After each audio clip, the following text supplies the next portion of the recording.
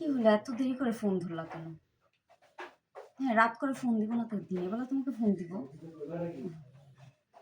যাই হোক, রাত করে ফোন দিছি কি জন্য জানো না? তুমি তো আর কিছুই জানবা না। তুমি আসো সেই বিদেশ, দেশে যে তোমার বউ আছে এটা কি আর মাথায় আছে তোমার?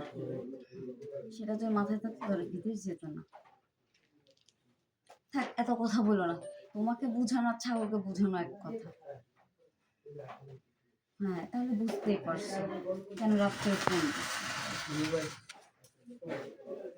আচ্ছা, আমার কথা তো শুনবা।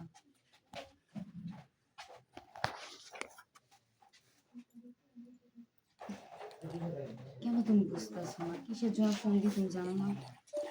আচ্ছা, না জেনে না জানো রেখে দাও, তোমার কাজ তুমি করো। একটা বিয়ে করছি, জামাই গেছি বিদেশ, তাকে ফোন দিছি, সে বলে কিসের জন্য ফোন দিছি, সে খালি কাজে ব্যস্ত কাজে ব্যস্ত। ভালো লাগে না, শান্তি। একবারও মনে হয় না যে আমি একটা বউ হয়ে আসছি। মনে হয় আমি বয়স হয়ে গেছে তো এই জন্য আর কোনো কিছু মনে হয় না।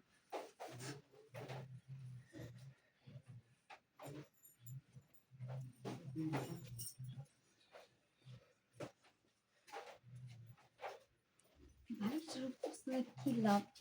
বালিশটা যদি আমার মনের কথা বুঝতো তাহলে তো হইতোই। কিছু করার নেই।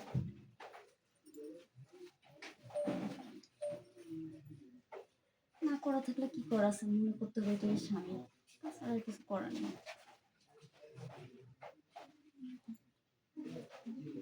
মন চাই তোমাকে নিয়ে শুয়ে থাকি, শুইলেও কোনো লাভ নেই। তুমি তো মরা, যদি যেতে হতো তাহলে একটা কথা ছিল।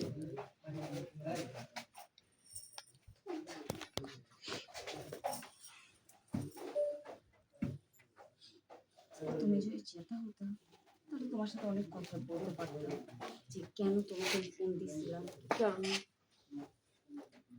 আমার ভাগ্য যখন খারাপ, তোমার সাথে আমি একটু কথা বলি, কি করে। আমার মনে অনেক কিছু চায়, কিন্তু তুমি তো আছো বিদেশ, আমার মনে কষ্ট বুঝো না।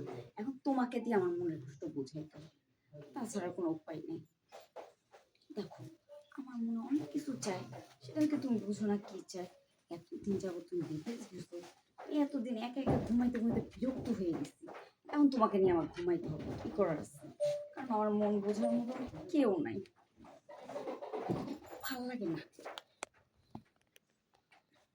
এখন তুমি একটু বুঝো।